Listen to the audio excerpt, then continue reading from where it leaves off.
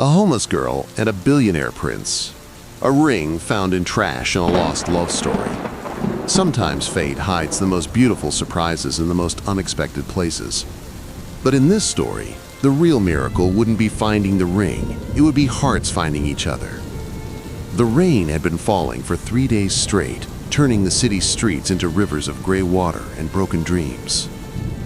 Lily Chen pressed herself deeper into the narrow alley between two abandoned buildings, her thin jacket doing little to shield her from the October cold.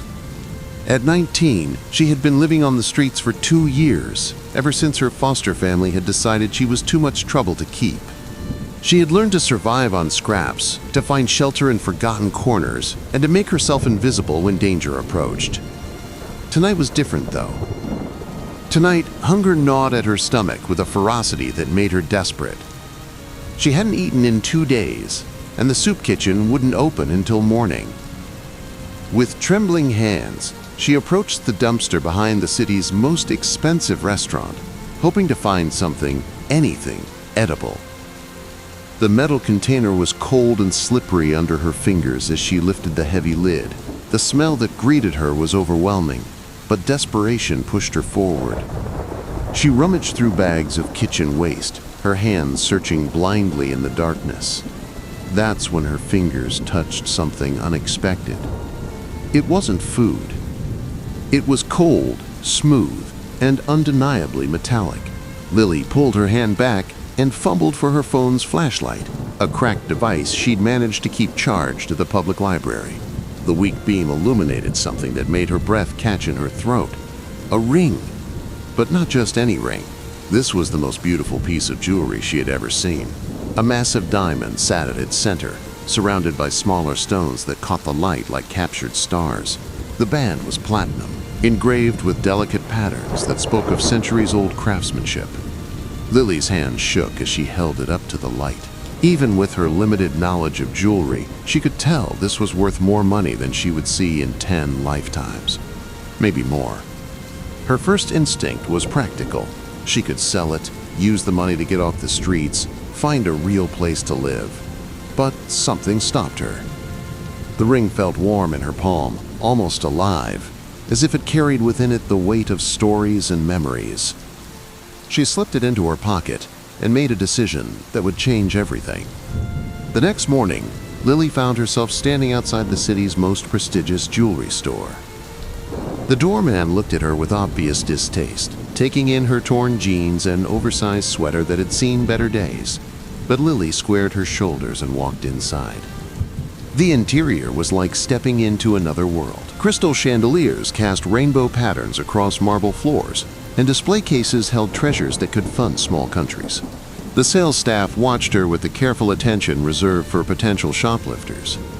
"Can I help you?" The question came from a woman in a perfectly tailored suit, her tone suggesting that help was the last thing she intended to offer. Lily reached into her pocket and pulled out the ring. The moment it caught the light, the entire store seemed to hold its breath. "I found this," Lily said simply. "I think someone might be looking for it." The woman's expression transformed instantly from disdain to shock. She called over her manager, then another specialist, each examining the ring with increasing amazement. "Miss," the manager finally said, his voice carefully controlled, "do you have any idea what this is?" Lily shook her head. "This is the Blackwood Heritage Ring. It's been missing for 6 months. The owner offered a $2 million reward for its return." Lily's knees nearly buckled. $2 million. She could barely comprehend such an amount.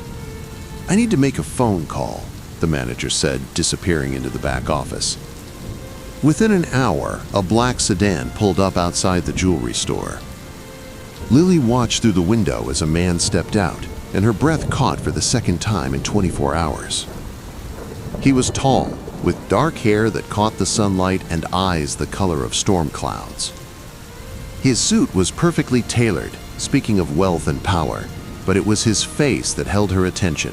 There was something in his expression, a mixture of hope and pain that she recognized because she had seen it in her own mirror countless times. This was Alexander Blackwood, heir to the Blackwood fortune, and according to the hushed whispers of the jewelry store staff, one of the world's most eligible bachelors. He entered the store with the quiet confidence of someone accustomed to owning everything around him, but when his eyes fell on the ring in the manager's hand, something in his composure cracked. "That's it," he whispered, reaching for the ring with trembling fingers. "That's really it." Then his gaze shifted to Lily, who had been standing quietly in the corner, trying to make herself invisible once again. "You found it?" he asked, approaching her slowly as if she might disappear if he moved too quickly. Lily nodded, suddenly feeling self-conscious about her appearance. "In a dumpster behind Romano's restaurant." Alexander studied her face, and for a moment, the busy jewelry store seemed to fade away. "What's your name?" Lily Chen."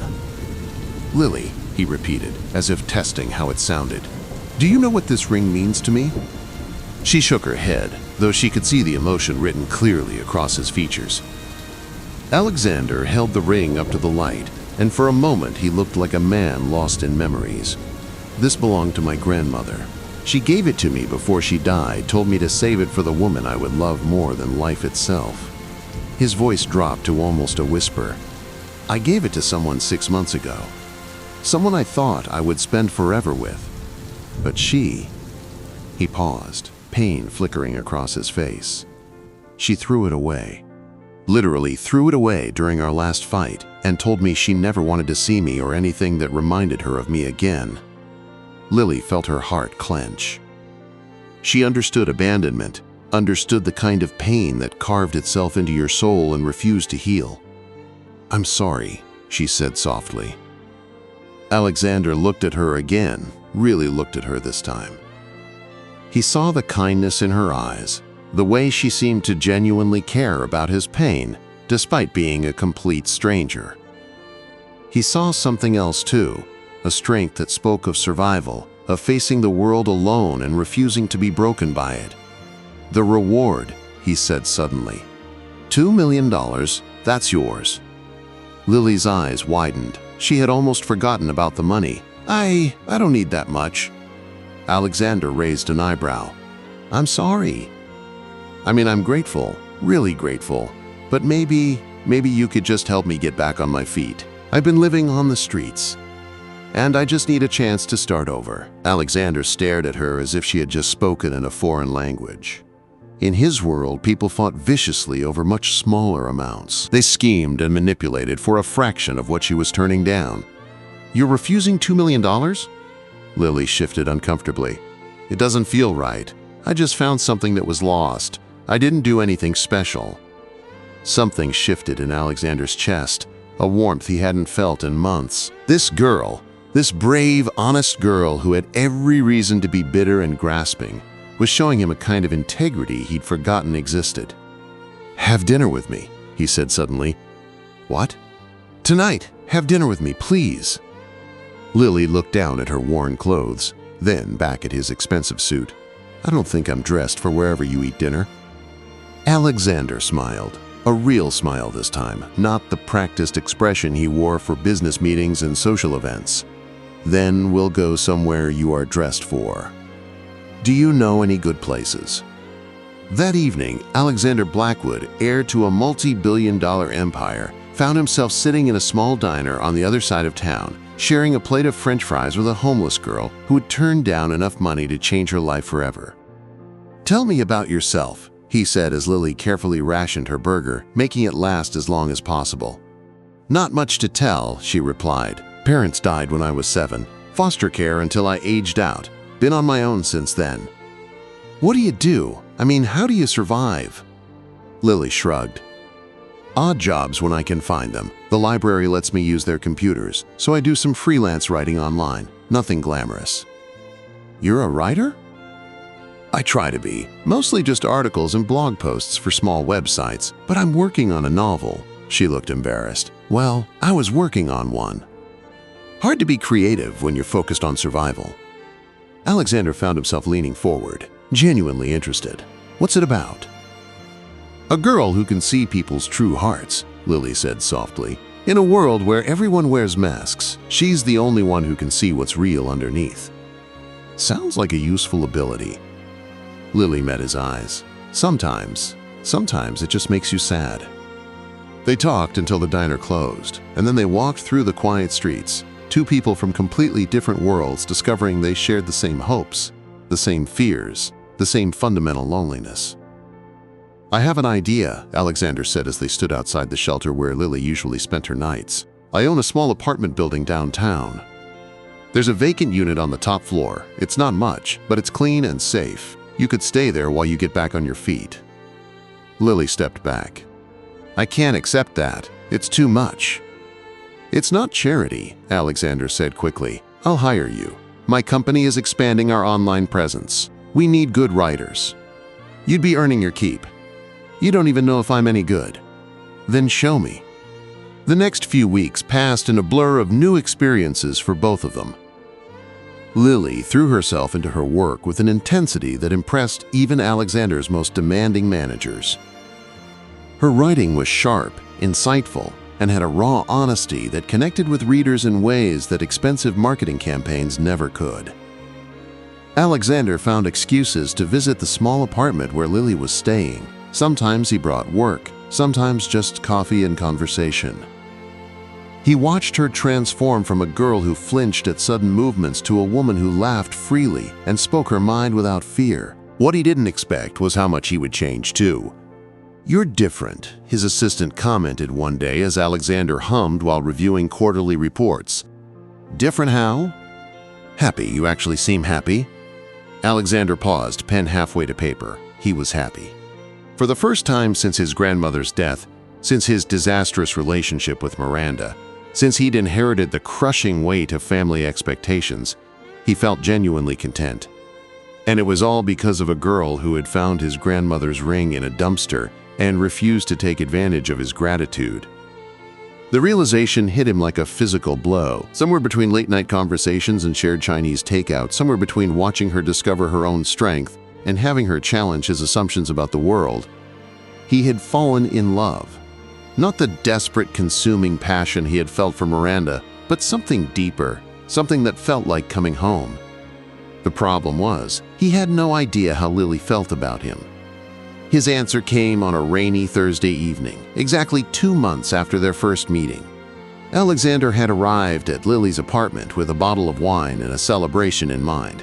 Her first article for the company had just hit 1 million shares online. But when Lily opened the door, her face was streaked with tears. "Lily, what's wrong?" She handed him a letter with shaking hands. "The building's being sold. New owners want to renovate. I have to be out by next week."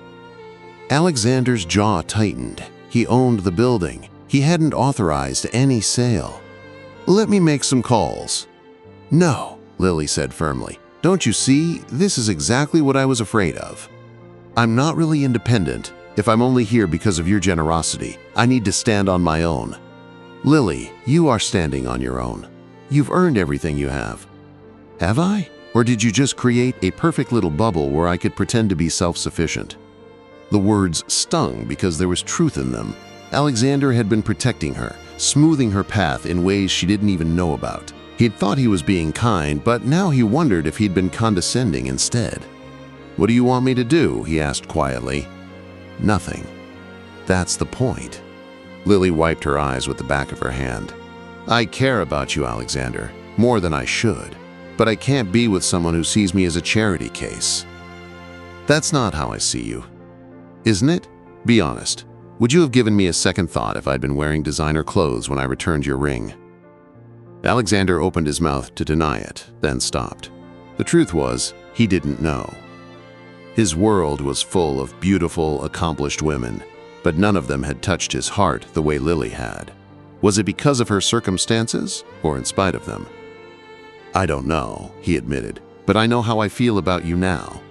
How do you feel about me now?" Alexander looked at this brave, proud woman who had turned down millions and was now turning down his help because she refused to compromise her integrity. He thought about the ring in his pocket, his grandmother's ring, which he'd been carrying everywhere since the day Lily returned it to him. "I love you," he said simply. "I love your strength, your honesty, your refusal to take the easy path. I love the way you see the world, the way you make me want to be better than I am." Lily's breath caught. "Alexander!" I know this is complicated. I know our worlds are different. But what if we created our own world? What if we figured out how to be together as equals? How could we ever be equals? You're a billionaire and You're the woman who gave me back my faith in people. You're the writer whose words touch hearts in ways my money never could. You're the person brave enough to sleep in alleys but too proud to accept charity. Alexander stepped closer. You're my equal in every way that matters. Lily looked at him for a long moment, and Alexander held his breath, waiting for her decision. I'm still leaving the apartment, she said finally. Alexander's heart sank. But, Lily continued, a small smile playing at her lips, maybe you could help me look for a new place? Something I can afford with my salary? Just help you look? For now, let me prove to myself and to you that I can make it on my own. Then maybe we can talk about creating that world together. Alexander smiled and pulled her into his arms. Deal, but I have one condition. What? He reached into his pocket and pulled out the ring, his grandmother's ring, warm from being carried close to his heart. This belongs to you. Not because I'm giving it to you, but because you brought it home. You brought me home. Lily's eyes filled with tears as Alexander slipped the ring onto her finger. It fit perfectly, as if it had been made for her. This doesn't mean we're engaged, she said, though she couldn't stop staring at how the diamond caught the light. No, Alexander agreed, kissing her forehead. It means we're beginning. 6 months later, Lily Chen's first novel hit the bestseller lists. The story of a girl who could see true hearts resonated with millions of readers, launching her into a career that had nothing to do with Alexander's connections and everything to do with her own talent. The tiny apartment she rented with her book advance was in a slightly better neighborhood than the shelter, but it was hers. Alexander visited often, sometimes staying for dinner, sometimes just to talk about their days. They were building something together, a relationship based on mutual respect, shared dreams, and the understanding that love wasn't about rescue, but about choosing to walk through life hand in hand. On the anniversary of the day Lily found the ring, Alexander proposed properly, with words that came from his heart rather than his wallet. And when Lily said yes, it wasn't because he was a billionaire prince. It was because he was the man who had seen her true heart from the very beginning, just as she had seen his. Their wedding was small, held in the same diner where they'd shared their first real conversation. The guest list included her editor, his closest friend, and a handful of people who had supported them both through their journey. As they exchanged vows, Alexander looked at his bride, successful author, independent woman, keeper of his heart, and marveled at the path that had brought them together. A ring found in trash, the officiant said with a smile, having heard their story, and two hearts found in each other. After the ceremony, as they walked through the city where their love story began, Lily squeezed Alexander's hand. Do you ever wonder what would have happened if I hadn't found your ring? She asked. Alexander stopped walking and turned to face her, cupping her face in his hands. No, he said firmly, because I believe we would have found each other anyway. Some things are just meant to be. As they kissed under the streetlights where a homeless girl had once searched for food and found love instead, both of them knew he was right. Sometimes the most precious treasures aren't found in jewelry stores or bank vaults. Sometimes they're discovered in the most unexpected places by hearts brave enough to recognize their worth. And sometimes, if you're very lucky, those treasures find you right back. If this story touched your heart, please like, share, and subscribe to our channel for more soul-stirring stories that remind us that true wealth isn't measured in money, but in the love we find and the integrity we keep. Turn on notifications so you never miss a story that will restore your faith in unexpected miracles.